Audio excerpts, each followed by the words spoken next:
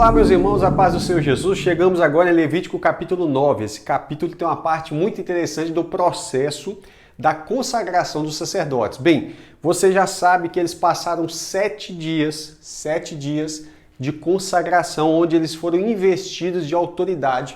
Isso está em Levítico capítulo 8, no verso 32 em diante. Você vai ver que eles ficam 7 dias sem poder sair do tabernáculo e ali eles estavam sendo investidos de autoridade da parte do Senhor. Não bastava o Senhor apenas dizer, agora vocês são sacerdotes. Olha, povo, agora esses aqui são os líderes espirituais de vocês. Não, nada disso. Tem uma coisa muito importante que esse capítulo nos ensina, o processo. 7 dias o Senhor coloca eles ali de molho, estão ali, não podiam sair, senão eles morreriam. Olha como que a coisa é séria, como que a santidade de Deus ela está ligada também na obediência. E Deus fala, se você sair, vai morrer. Então eles ficam ali.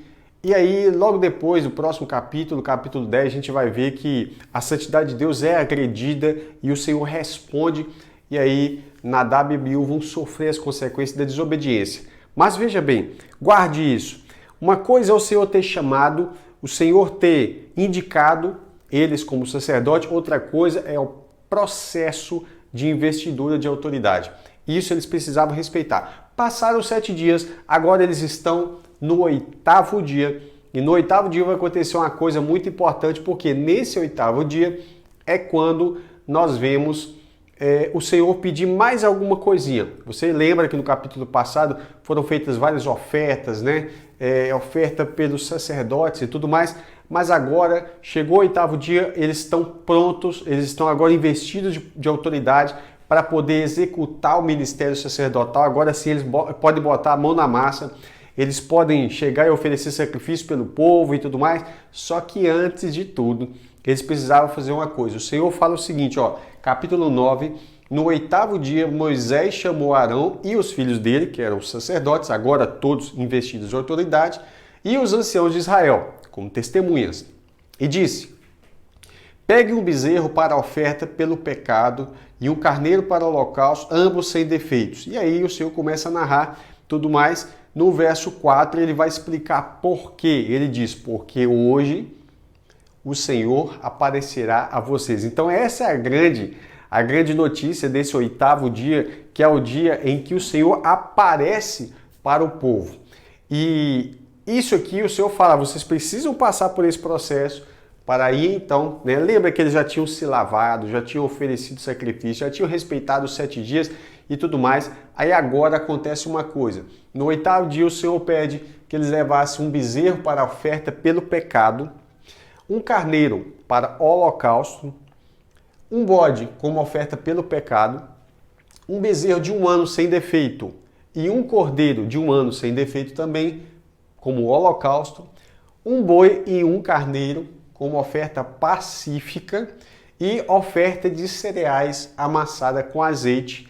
E aí como é que vai ficar isso? Para quê? Né?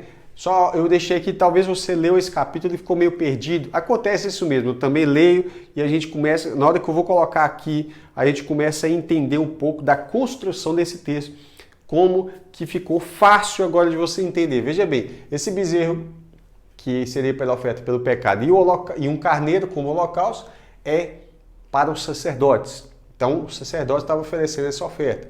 Um bode como oferta pelo pecado, e um bezerro e um cordeiro de 1 ano sem defeito e holocausto, já é pelo povo. Tá? A oferta pacífica, que é um boi mais um carneiro, e uma oferta de cereais amassada com azeite, é por todos. Tá bom? De modo geral, incluindo o sacerdote e o povo. Agora veja bem, quando o Senhor fala assim, por que vocês têm que fazer tudo isso? Porque hoje o Senhor aparecerá a vocês. Nesse evento específico, vocês vão ver que o Senhor já tinha aparecido para Israel em outras ocasiões. A primeira ocasião que nós podemos notar que a glória do Senhor se manifestou foi aqui em Êxodo 16, verso 10. Quando o povo estava reclamando, murmurando, é até estranho, né? Deus se manifestar na murmuração, sim. Mas aquele ali foi para que eles temessem. Então, eles estavam reclamando, falaram, quem dera se a gente tivesse morrido no Egito, junto às panelas de carne. Olha para você ver como é que o ser humano é terrível. eles estavam lembrando, fazendo uma lembrança do Egito, como se o Egito fosse uma maravilha. A gente estava sentados, né, em volta das panelas de carne. Assim Satanás faz com a mente dos crentes que olham para o passado com saudosismo. Ah, no passado eu podia fazer isso, eu podia... Mas a verdade é que no Egito eles eram escravos. Eles não estavam sentados junto às panelas de carne, como essa nova realidade, né? Na lembrança deles estavam trazendo uma memória, como se fosse uma maravilha o Egito. Não é. Eles estavam em sofrimento tão grande, o sofrimento deles era tão grande, a escravidão ali no Egito, que eles clamaram ao Senhor, o Senhor ouviu o clamor e falou: o Senhor ouviu o clamor e desci para livrá-los. Então a verdade é que eles estavam sofrendo muito, mas agora eles estão fazendo o quê? Eles estão diante do Senhor, ao invés de confiar no Senhor, na primeira dificuldade, eles fazem o quê? Eles começam a lembrar com saudade e eles começam a fazer o quê? A inventar a história. Eles começam a acreditar na mentira de que lá no Egito eles tinham fartura de carne. Mas nesse dia a glória do Senhor se manifestou e aí foi quando foi dado o maná. Aqui no capítulo 16, o Senhor dá o maná para eles, o Senhor supra as carências deles, as necessidades deles. Foi o primeiro dia que eles viram a glória do Senhor se manifestar. Você vai ver também Êxodo 40, versos 34 e 35. Você vai ver Levítico 9, 23, que é o desse capítulo aqui agora, que a gente está vendo, né? Primeiro livro dos Reis, capítulo 8, versos 10 e 11, e segundo Crônicas, capítulo 7, do verso 1 ao 3, que aqui fala que da mesma forma, na inauguração do tabernáculo, e também 8 dias depois, a glória do Senhor se manifesta, tinha acontecido também, que aconteceu inclusive, você vai ver que Moisés não pôde entrar no tabernáculo no dia da inauguração, né, que a presença do Senhor tinha invadido aquele lugar. Já aqui, em Levítico 9, 23, que foi 8 dias depois da inauguração, o que vai acontecer? Moisés e Arão entram no tabernáculo e aí a glória do Senhor aparece para o povo que estava lá fora.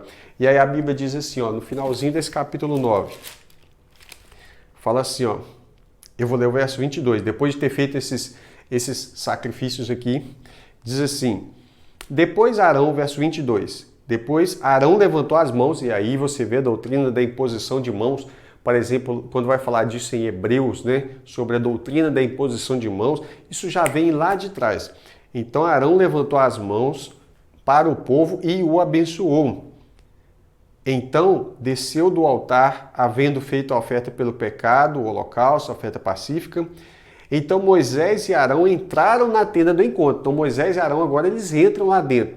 Diferentemente do que aconteceu aqui em Êxodo e aqui em 1 Reis e 2 Crônicas, onde os sacerdotes não puderam ficar dentro. Aqui Moisés não pôde ficar dentro do tabernáculo, porque a presença do Senhor invadiu aquele lugar, eles não puderam estar lá dentro. Aqui fala assim, então Moisés e Arão entraram na tenda do encontro, quando saíram, abençoaram o povo. Aí fala assim, e a glória do Senhor apareceu a todo o povo, como o Senhor tinha prometido no início do capítulo, né? No verso 4. E aí o Senhor apareceu a todo o povo, e eis que saindo fogo diante do Senhor, olha aí, saiu fogo diante do Senhor, consumiu o holocausto e a gordura sobre o altar. Quando o povo viu isso, deu gritos de alegria e se prostrou com o rosto em terra, exatamente como acontece também na inauguração do templo que foi construído por Salomão. Que Deus possa te abençoar. Eu vou deixar o quadro livre para você tirar aquele print, né? E peço que você ore por nós, que Deus te abençoe. E fica com a gente para os próximos estudos. O capítulo 10 tem uma coisa muito importante sobre a santidade de Deus e sobre a necessidade de nós temermos ao nosso Senhor. Tá bom? Deus te abençoe.